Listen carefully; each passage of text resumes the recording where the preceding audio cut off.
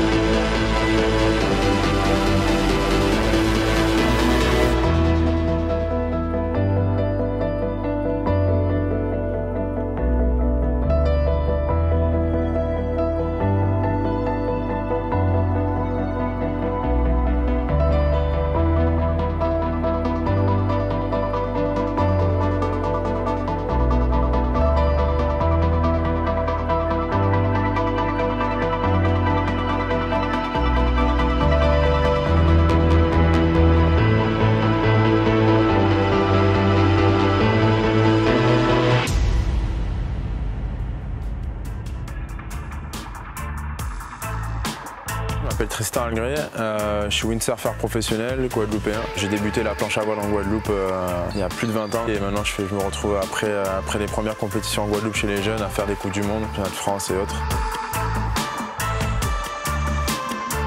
Mes parents fans de voile m'ont inscrit à des cours de voile à la VPP à l'époque, à Pointe-à-Pitre. Après le catamaran de sport, j'ai découvert le windsurf grâce à un voisin qui allait tous les week-ends et qui me dit vas-y, il faut que tu testes ça, tu vas bien aimer. Moi, le windsurf, du coup, ça représente un peu tout, on va dire. Ma première étape de Coupe du Monde, c'était en 2011, donc ça va bientôt faire 10 ans.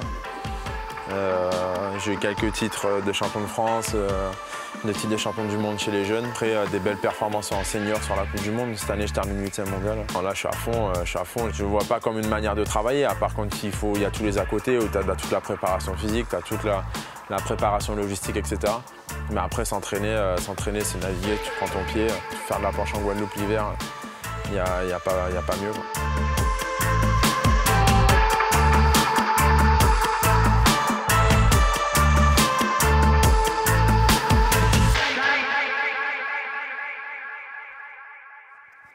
Les gars, on veut de l'assiduité aujourd'hui. C'est une journée magnifique.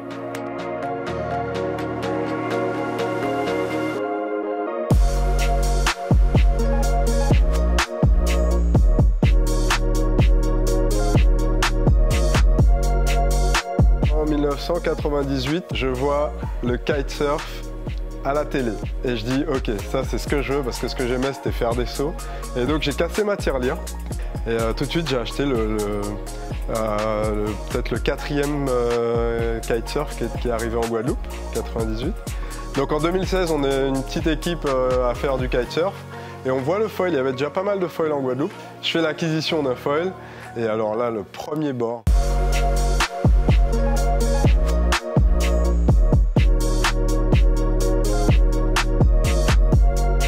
On a l'impression de voler et on se rend compte qu'il n'y a plus de frottement et qu'on a besoin de très peu de traction de sa voile pour remonter au vent et redescendre. Maintenant sur la Coupe du Monde, ça fait 2-3 ans qu'on pratique le windfoil. Du coup là cette année je fais 12e mondial en windfoil. Ouais, le foil ça s'est vachement développé en fait. Tout de suite, dès les premiers bords de foil, on se rend compte qu'on peut aller vite. Donc qui dit vite dit loin.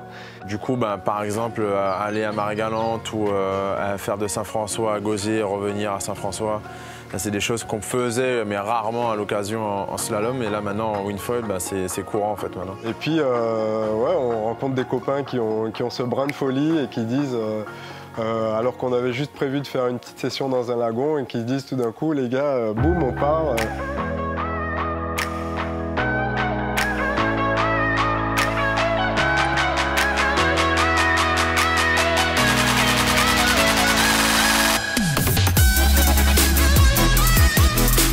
Fabien, on s'est rencontrés, je me souviens plus exactement, mais c'est pas si vieux. On a bien sympathisé, on avait pas mal de points communs, que ce soit sur le sport, même l'état d'esprit ou la musique ou autre. Lui, c'est un gars qui est vachement motivé, toujours motivé pour aller de l'avant, faire des nouveaux projets. Surtout de la longue distance, c'était un peu le pionnier en kitesurf, kitefall sur les longues distances. C'est vrai que c'est un des mecs qui a fait le plus de kilomètres, je pense, en Guadeloupe. On avait tous les deux en tête déjà ce tour de Guadeloupe. Il y a des gens qui ont pensé aussi. Mais c'est vrai que ça n'a jamais été fait, ça n'a jamais été mis en place. Et là, ben, ça y est, en fait, maintenant avec l'expérience, le niveau et surtout l'arrivée du foil, Fabien, il est connu, quoi. C'est un gars dans la voile traditionnelle, tout le monde le connaît. C'est un gars qui délire, tout le monde sait qu'il a un petit côté fou quand il part faire des longues distances, qu'il est déterminé. C'est aussi pour ça que je voulais faire le tour de Guadeloupe avec lui, c'est dès qu'il a quelque chose en tête, il travaille pour. Et puis il lâche pas le projet, quoi. Tristan m'appelle, il m'envoie un WhatsApp en me disant bon, est-ce que tu es chaud pour faire ça? Et tout de suite, bien sûr, je dis mais ça fait au moins 6 mois que je suis chaud pour le faire. Là où on se rejoint pas mal, c'est que on est souvent en train de blaguer, et souvent à se charrier et à passer pour des gars pas très sérieux. T'as déjà piloté? Vite fait, mais c'est pas mon délire. Après, j'aime pas trop l'air, moi. Ah ouais? Ouais, le même. Hein? Ah ouais? Avec ça. C'est maintenant que tu dis ça. Quand on a un objectif, on sait se donner les moyens. Forcément, on trouve des solutions à chaque question.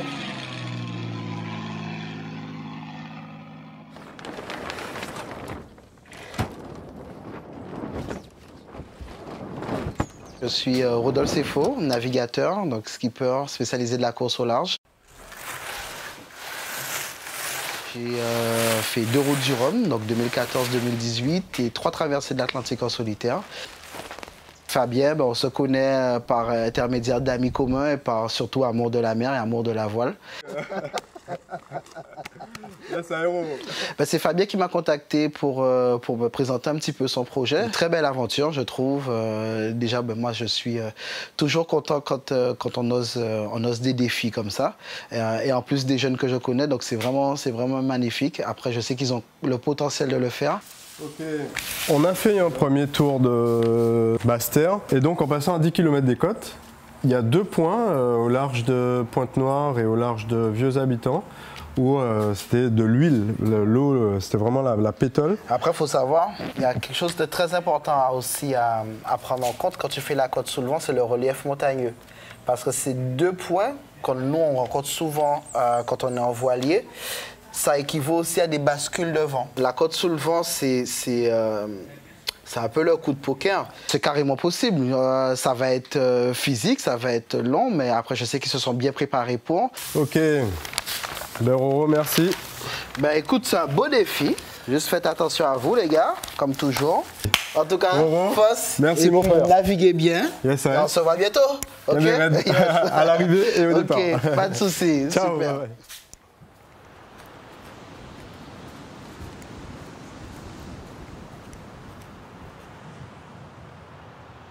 On sent que c'est faisable, mais on sent que voilà, ça peut être le jour J où on va partir, ça peut être qu'une tentative en fait. Ce matin, on est allé voir Rodolphe qui a fait le tour plusieurs fois. Et en fait, il disait qu'il faut surtout éviter la zone de Capesterre là, et qu'il trouvait que l'option de partir envers Marie-Galante était bonne. Après, est-ce que cette partie-là ne sera pas trop technique ou trop fatigante, on va dire? Je sais pas. Parce que là, ça va être, à mon avis, ça va être super dur. Tout peut arriver, tout peut arriver. T'es tout seul avec toi, ta planche, t'es un peu moins à l'abri de te faire mal, ou si tu casses quelque chose, ton mât ou ton foil ou ta planche ou quoi que ce soit, t'es loin et si t'es tout seul, c'est galère. Ouais, après, on peut continuer à aller auprès. Dès qu'on a mal, Tu vois, ça peut nous emmener jusque-là, à tirer des bords auprès. On peut ne pas réussir du premier coup, mais on retentera, il y aura des paramètres météo différents et on réessayera jusqu'à ce qu'on y arrive. Tu vois, ça c'est la trace qu'on avait faite en côte sous le vent la dernière fois. Les endroits où on a eu de la pétole, c'est là, entre des pointes noires, parce que là on a beaucoup trop collé la côte. Tu vois, on était à 5 km, du coup après on s'est écarté et là on a touché du vent frais bien. Jusqu'ici. Ça, c'est les habitants du coup. C'est vraiment en fonction du relief. Ces deux zones-là sont connues pour ne pas avoir de vent.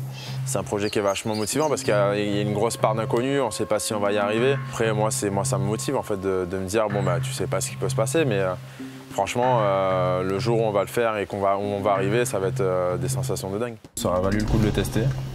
C'était un peu dans les plans, mais du coup en termes de timing, c'est un peu tendu quand même. Donc on va y aller un peu à l'aveugle, mais on verra bien. Hein. Ça fait un peu freestyle, quoi. Là, il est... Ou quand ça. Non, mais ouais, on fait ça. On fait ça.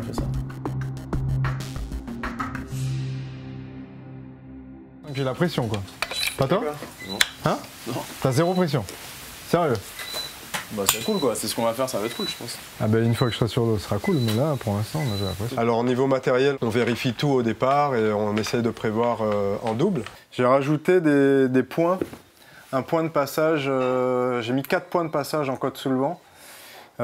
Qui vont nous aider à bien vérifier qu'on est à 15 km des côtes. Bah, tu dis quand même que tu es très loin et que tu es sur pas grand chose en fait, surtout en foil parce que du coup en foil on touche plus l'eau. Il y a toujours le doute de pas se faire mal, de pas tomber, de pas taper quelque chose. Si on n'y arrive pas, c'est que c'est qu'il y a eu un problème, un gros problème. Après j'espère qu'on n'aura pas de pépin physique, c'est tout. C'est tout en fait. Après le but c'est d'y arriver. J'espère, j'imagine déjà l'arrivée, tu vois. Je sais pas si tu l'imagines aussi, mais. Je pense qu'il y a des gens qui vont nous suivre et qui. On verra, mais. Qui vont venir, j'espère. En fait, sur une traversée comme ça, c'est quand même pas anodin de naviguer pendant 9 heures en kitefoil, faire 280 km. Passer 4-5 heures d'effort, en fait là, toutes les heures deviennent de plus en plus dures. C'est pour ça que du coup, je fais de la prépa physique à côté, pour être assez costaud quand même. Et tenir un peu la distance. Et la côte sous le vent, après, c'est pas. Enfin, les conditions, elles sont pas forcément très dures. C'est juste que s'il y a une panne de vent, ils vont rester scotchés. J'ai pas encore trouvé la réponse à cette question. Pourquoi on va en mer? Pourquoi on se lance des défis? Ça va fermer là? Je pense que la dernière rentre pas.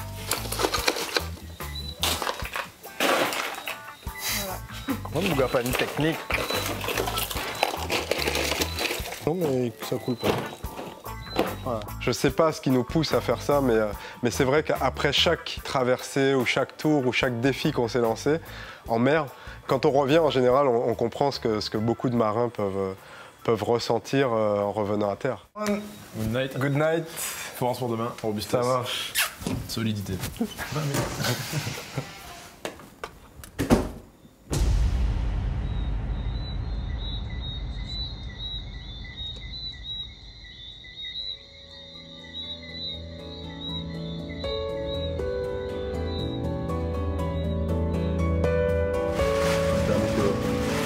Alors ça donne quoi la météo? Hardcore. Le matin il faisait un peu frais, la lumière était magnifique, ça c'était vraiment beau. Il y a des gens qui sont quand même venus nous voir, nous encourager.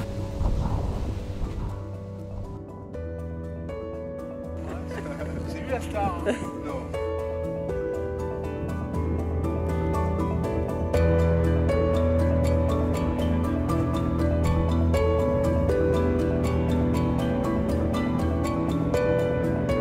Éclatez-vous, prenez du plaisir, éclatez-vous.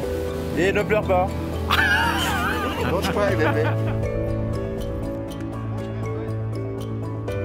Force, force, force.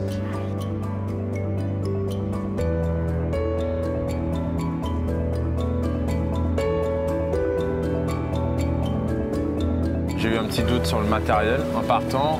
Au bout de 15 minutes, j'ai demandé à Mika directement de monter à la pointe des châteaux pour préparer la petite voile. En fait, je vais tenir en 9 mètres tout ça comme ça. Est-ce que tu peux monter en haut? Il y a une crique sous la pointe des châteaux. Et le temps qui monte, c'était plus la peine parce que du coup, je trouvais j'allais forcer peut-être 2 heures et après, ça allait aller. On est arrivé à la pointe des châteaux et là, bah, c'était parti. On s'est dit qu'on allait rentrer dans le dur. On est rentré dans vraiment de la mer un peu déchaînée.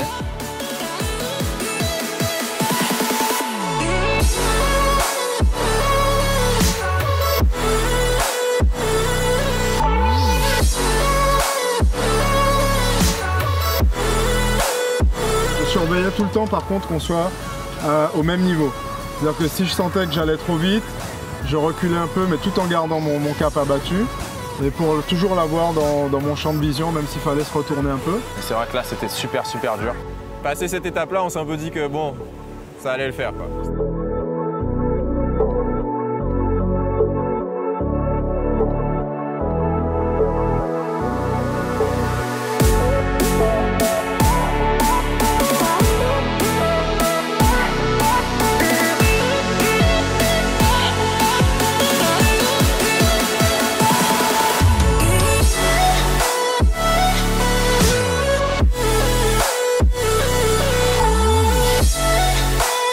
Passer la Vigie, là, ouais, c'était cool. Là, on a commencé à sécher parce qu'on avait pris un peu de mer quand même. Passer la Vigie, on a posé le bateau, on était à 25 nœuds, on était dans le même axe qu'eux et là, ça descendait, on séchait, tranquille. C'était crié dessus pour se dire, ok, on a passé la deuxième pointe. Moi, c'était quand même plus simple pour moi d'aller tout droit, même par rapport au vent. J'étais vraiment surtoilé. C'est vrai que là, ça allait super vite. Ça a commencé à accélérer, je crois que ça leur a fait tous les deux du bien au moral de passer dans une houle plus organisée. On est passé entre la terre et l'île Kawan et le Tétard anglais. On arrive sur la côte sous le vent, là c'était l'inconnu, la grosse inconnue pour nous. À mon avis c'était la zone la plus délicate on va dire. Fabien passe devant et me dit bon maintenant tu me suis, on va prendre du vent frais. Lui la veille il avait rentré des points GPS sur sa montre. On est rentré dans une autre dynamique, changement de rythme. Rafale, molle, rafale, molle, rafale, molle. Bah, Fabien part loin devant parce qu'il sait ce qu'il attend et il sait que potentiellement son aile peut tomber et il peut rester avec son aile dans l'eau pendant un petit moment. Et alors que Tristan, même s'il ne foile plus, il reste sur sa planche et il peut continuer à avancer. Donc Fabien prend un peu d'avance. Combien on a consommé là? À mon avis, 200 litres. Non, c'est nickel.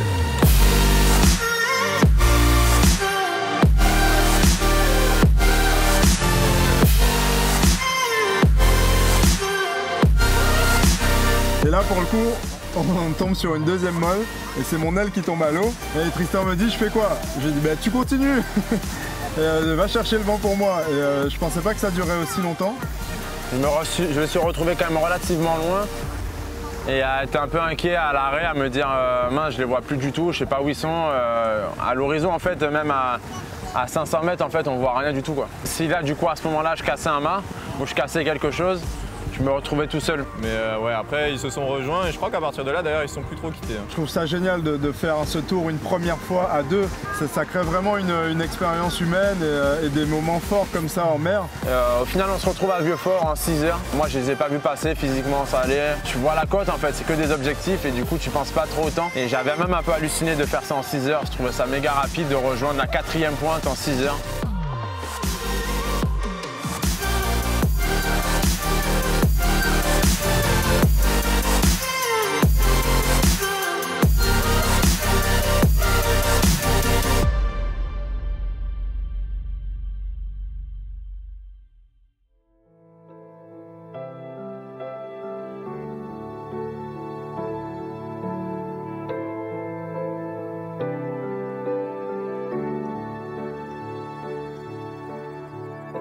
Là, on a commencé à prendre de la mer au sérieux, quoi. Nous, on était un petit peu au ralenti dès le phare de Vieux-Fort parce que comme eux, ils tirent des bords pour remonter au près, nous, on faisait ligne droite. Pour moi, ça commençait, là, c'était un des moments les plus durs parce qu'il y avait vraiment du vent, j'arrivais presque plus à voler parce qu'avec le foil, on est toujours au-dessus de l'eau. Et puis là, je lui dis, franchement, c'est mal, je peux pas continuer sur ce côté-là. Là, le fait que Tristan vire, je me dis, bon, ok, hein, s'il a mal, on réfléchit pas, je vire avec lui.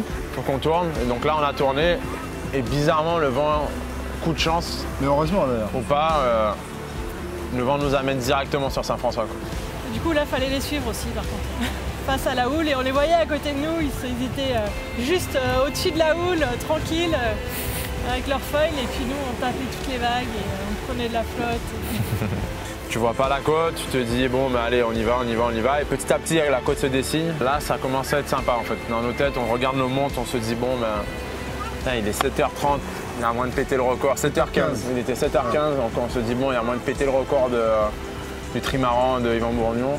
J'avais les genoux en feu, il y a des algues, Fabien qui venait derrière moi, il commençait à me fatiguer, Fabien il me disait remonte, mais c'est mal, tu vois pas que je fais au maximum, je fais au mieux quoi. C'est lui qui me dit bah, vas-y si tu veux, je fais ok. Moi à ce moment-là j'ai que le record en tête et puis heureusement je reviens à la raison et je me dis mais non, c'est pas du tout l'idée en fait, c'est mal, on reste ensemble, même si ça doit prendre 9 heures, on prendra les 9 heures, on coupe la ligne d'arrivée ensemble.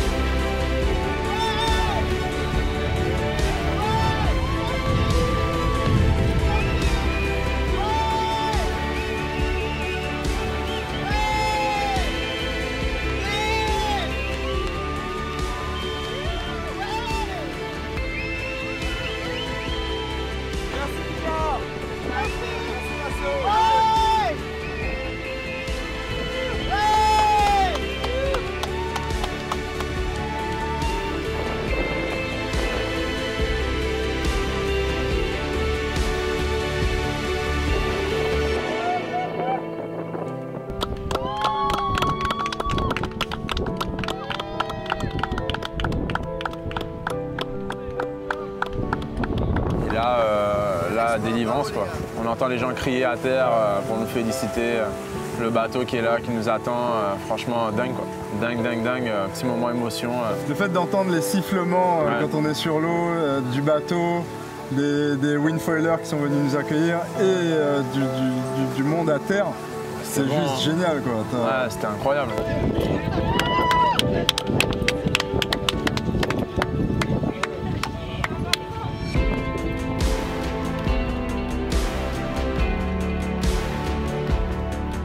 Qu'on s'est lancé sans savoir si on allait vraiment le réaliser, sans savoir si on allait vraiment y arriver au bout. C'est aussi pour le sport, pour nos sports en tout cas, c'est peut-être une ouverture. Une bonne fierté d'avoir été les premiers à le faire.